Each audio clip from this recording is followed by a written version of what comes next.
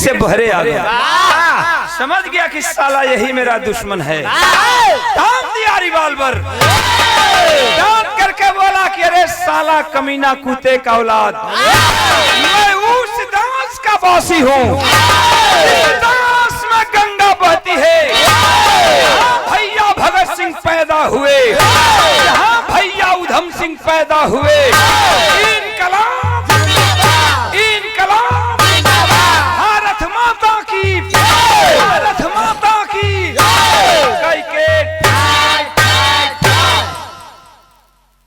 मरलक 3 गोली, सारा वो मारी गई लखे। बारे पाणे जी अभी गोली लागी तो जी हन, वो 3 गोली तोरा तन की पीछे से करताल को नुक छुआवल जाओ तो छूक जीवा। तोहार बिरादरी ऐसा खिसिया ये लोग मत जे पाणे जी हुई, ये हमारे पार्टी में उन तन भक्त सामने बोले। एक थे हमारे डेरावा के बगल में पढ़ाई नहीं, बनरसवा डेरावा के बगल हमार जो घर बा बनारस भौसाबाद में, तो वहाँ के हमारे घर के बगल में थे पढ़ाई नहीं, मैडम मैडम कहा सही बताओ, बात पर बात आ जाए। एक दिन भदोही से गा के आवत रहे, हमारे डेरे के बगल में चौका घाट मामू सरदार हूँ, दूध बेचलन, करीब उनके 30-35 थे भैंस ऐसा।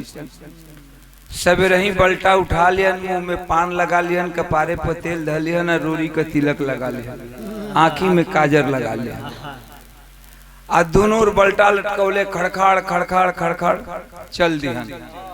वो जब चलियन तो सब जान जाए कि मामू सरदार आवत हूँ।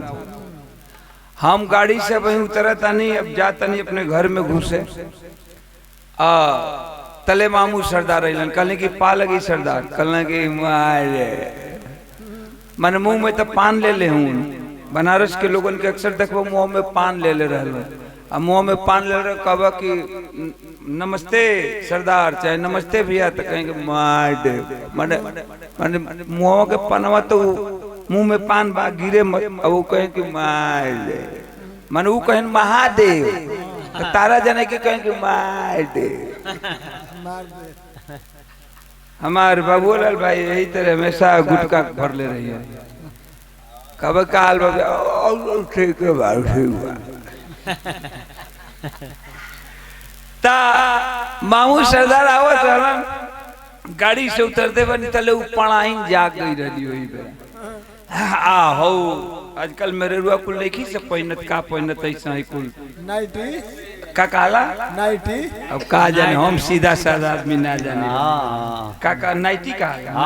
अरे तो वो देखिला तो हमारा जानला कि बे बाही वाला ही झूला है, और ओकरा के मुंहवा बांध देव तो एक मन भूसा ओकरा में समा जाई, भोकू के काम कर।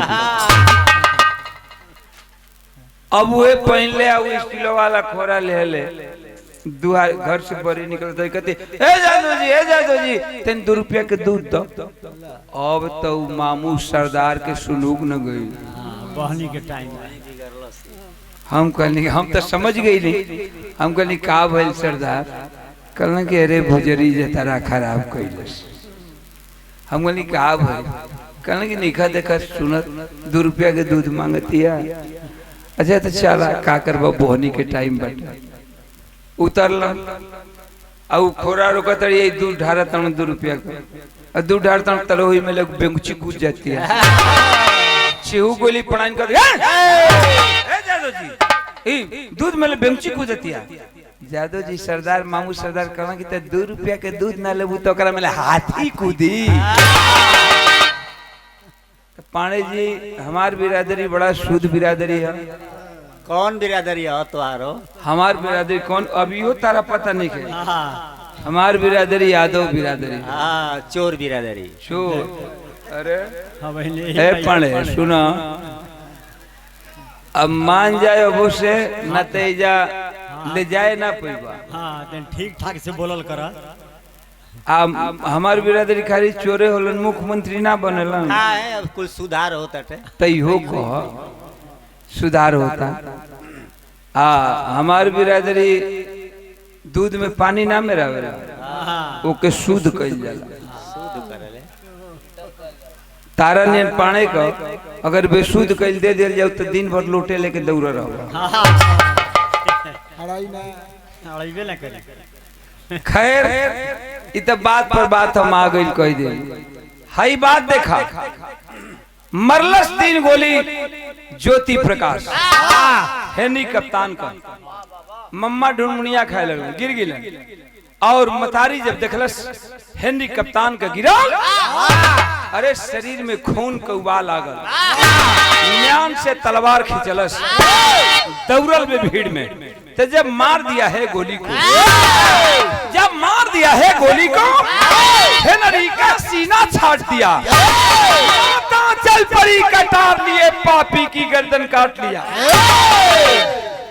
जाके दौड़ के हेनरी कप्तान गिरल बा धरती पर खून से लथपथ बा और मतारी माँ प्रभा जाके मरलस सोई गर्दन पर कटारी से एक कटार मरलस गर्दन खचाक से कट के कुछ दूरे जाके गिरल और जब कुछ दूर पर जाके गिरल हो दौड़ के जाके हेनरी कप्तान के बाल के चंगुल में अपने पकड़ लिया उठा लिया हाथ के उठोले हर हर हर हर खून ओकरे गर्दन से गिरत बा मुड़ी से गिरत बा और मतारी खून से लाल बे बेटवा सामने खड़ा बा खून से माई भी रंगाइल बे।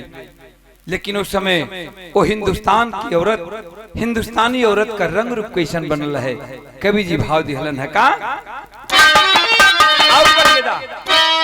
और बड़ा देखा मास्टर हमार कुछ आदत है जान ला कपार कपार झड़ गई तारा आज तक पते न चला। एक दिन हम जल्दी चढ़ी लाना आ चढ़ी ला तो जल्दी उतरी लाना। तो का करबा मास्टर के जिंदगी ले चढ़ के मर्दे पांडे जी तू एकदम भक्सावने बोलबा खाली हम हारमोनियम के स्केल पर चढ़े के नहीं पर चढ़बा आवा माई का रंग रूप कैसन बनल बा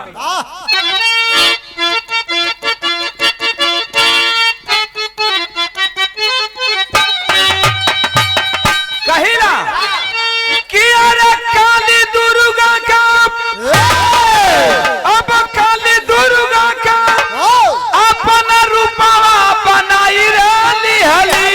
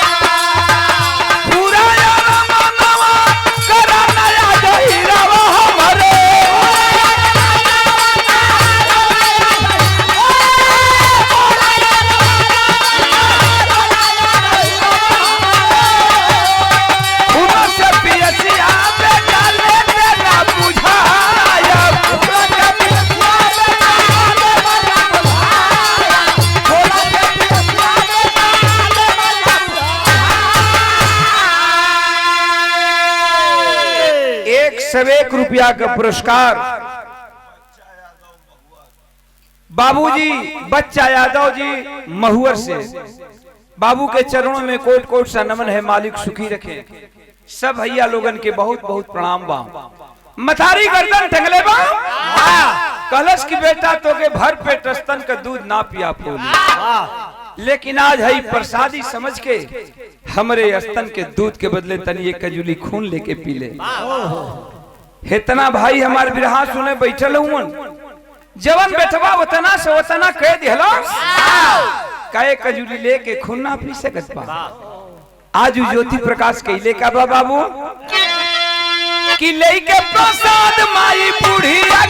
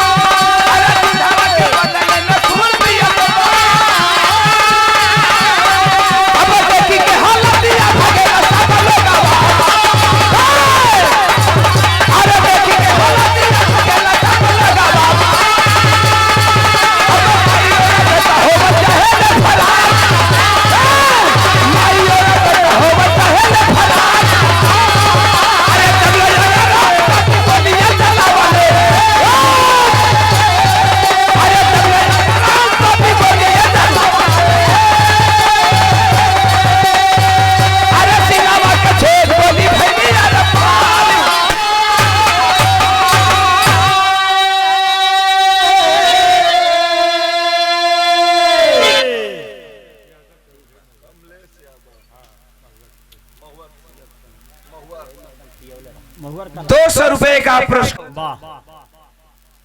बेटवा खून लेके अंजलि में पियत बा, भगदड़ मच गई, लोगों में भगदड़ मच गई। भगो भगो, आज जब भगदड़ मचल बा, मतारी बेटवा के कलाई पकड़ लिहलस, फेंक दिहलस सैंडी कप्तान के गर्दन, कलाई पकड़ के कहलस कि बस बेटा, अरमान पूरा हो गल, प्रतिज्ञा पूरा हो गल, और चला बा यहाँ से हमन का यही भीड़ में भग चली जा। माई का हाथ बेटवा धैले बा, बेटवा का हाथ माई धैले बे, ओई भीड़ में माई बेटवा भागल चाहत हुन, तब तक साले अंग्रेजों की नजर पड़ गई। सब के सब कि माँ बेटा भग जाएंगे। एक अंग्रेज राइफल उठाया है और गोली को चला दिया। एक गोली माँ के सीने में लगी, दूसरी गोली बेटे के सीने में लगी। माँ बेटा धरती पर गिर करके तड़पने लगे, खून से लथपथ हुए। जितना तकलीफ, जितना दुख ओ बेटवा का बा, उतने दुख माई का भी बा। लेकिन बाहर माई का ममता, यह कहल जाला माई का ममता। आपन दुख भुला के माई और केहुनी के सहारे लुढ़कत लुढ़कत लुढ़कत बेटवा के लगे गई बे, छटपटात बा बेटवा, बेटवा के सर के अपने करेजा से लगा लिया, रोए लगल। कलश की बेटवा, अगर हम ना बात बतौले होती तो तुहार ई दशा न होगी। एक बार ज्योति प्रकाश की दोनों आंखें खुली है, माँ को रोता हुआ देखता है, और माँ रो रही है, ज्योति प्रकाश हंस रहा है। कहा कि रे माँ, तू रो रही है कि अब मैं मर जाऊंगा। अरे अरे माँ, मेरे जैसा भाग्यवान बेटा तो कोई हो ही नहीं सकता। जब मेरा जन्म हुआ तो तेरे गोद का सहारा मिला, तेरे आंचल का छांव मिला, और आज मेरी मौत भी हो रही है तो अपनी माँ के गोद में हो रही है। कभी मत आंसू गिराना माँ, रोना मत, चलो अब वहां चलकर मिलेंगे। एक तरफ बेटा का सर लुढ़क जाता है, एक तरफ माँ का सर लुढ़क गया।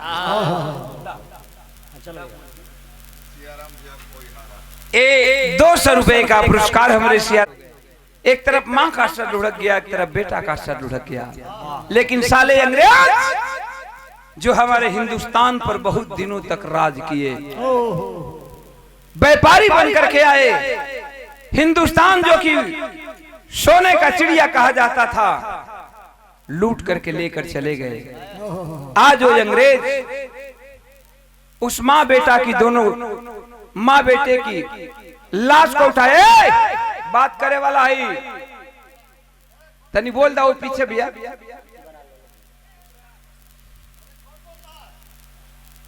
माँ बेटे की दोनों को लाश को उठाए और ले जाकर के दिल्ली के चौराहे पर टंगवा दिए।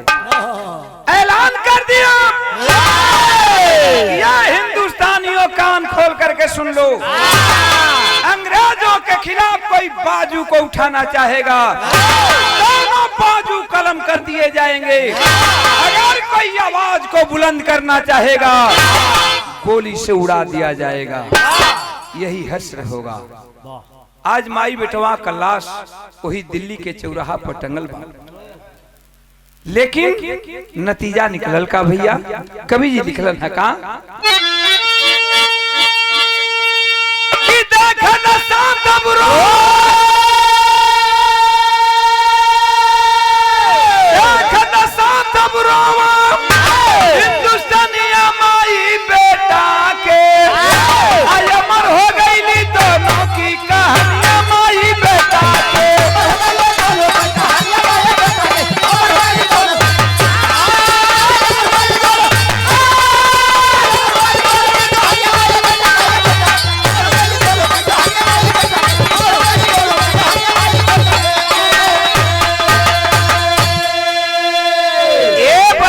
भैया भगत सिंह का पता चला कि माँ बेटे की लाश को साले अंग्रेज दिल्ली के चौराहा पर टंगोले हुए।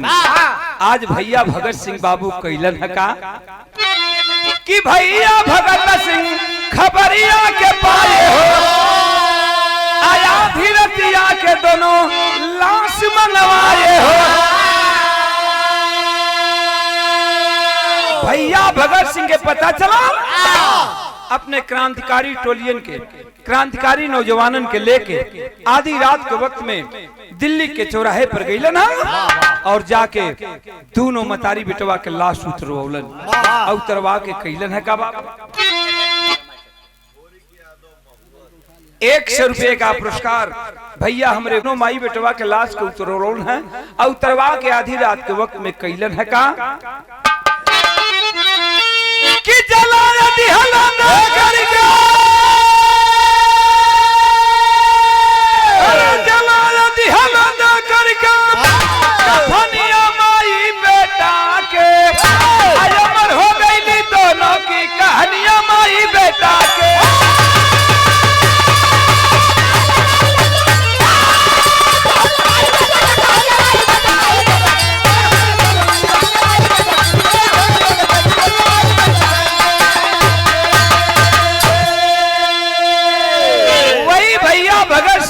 मतारी बेटवन के लाश को उठौलन और उठवा के ले जाके दिल्ली के जमुना के तट पर माई बेटवा के अंतिम दाह संस्कार कर दिया। आज माँ बेटा इस दुनिया में नहीं है बाबू, माँ बेटा इस दुनिया से चले गए, लेकिन माँ बेटा का नाम इतिहास के पन्नों में स्वर्ण के अक्षरों में लिखा गया। यही से हम कहिला कि कोई अपने लिए मरता है, मैं कहता हूँ कि कोई अपने लिए मरता है, कोई गैरों के लिए मरता है। जो गैरों के लिए मरता है उसी का नाम इतिहास के पन्नों में स्वर्ण के अक्षरों में लिखा जाता है।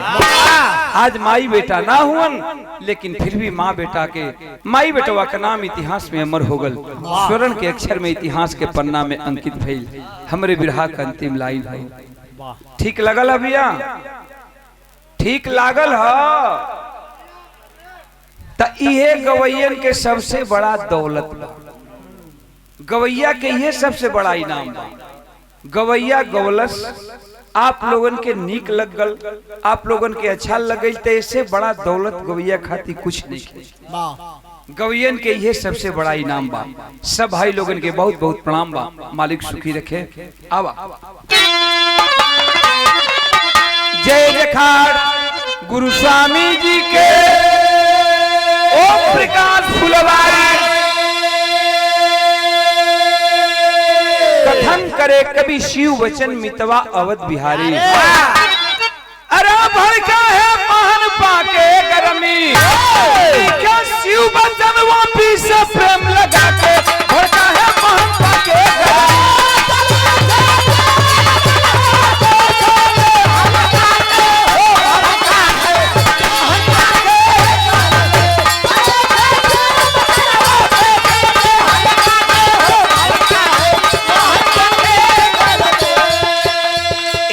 ₹1 का पुरस्कार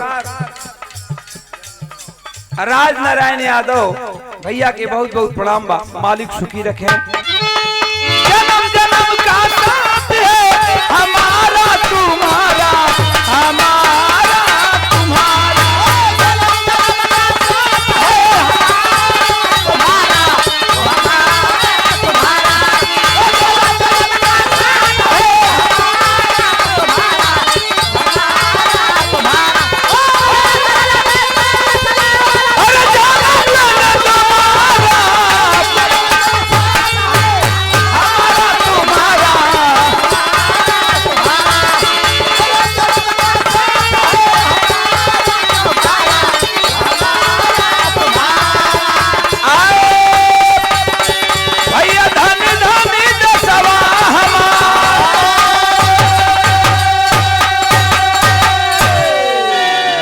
बहुत धन्यवाद।